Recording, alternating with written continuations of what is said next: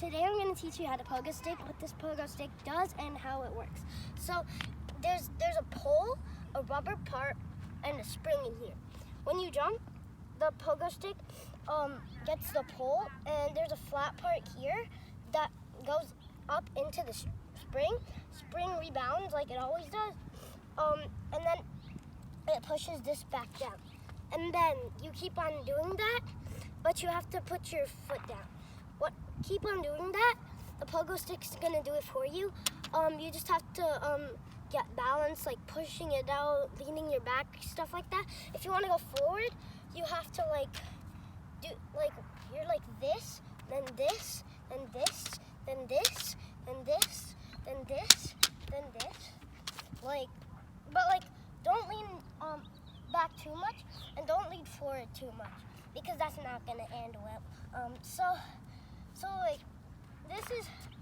this is how much you should probably lean to.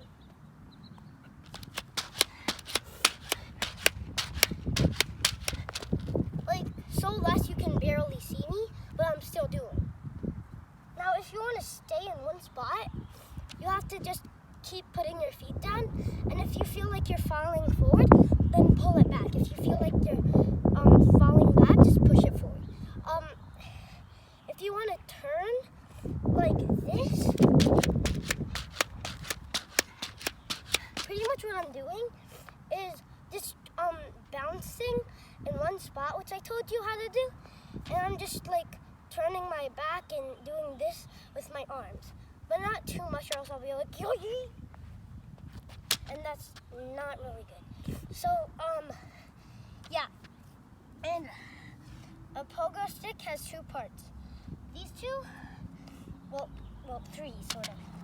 So these two are for your hands, and it's really hard to do it with one hand, and impossible to do it with no hands, or else you have to be really good at it. But so yeah, you have to always hold your hands there. When you get on, you have to at least do this, and then do this, and then start bouncing, or like I always do it, just jump on. So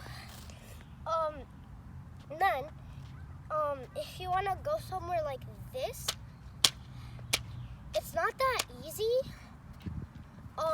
but it looks easy, but it's not that hard. You just have to do that, but very little like this. So pretty much like that.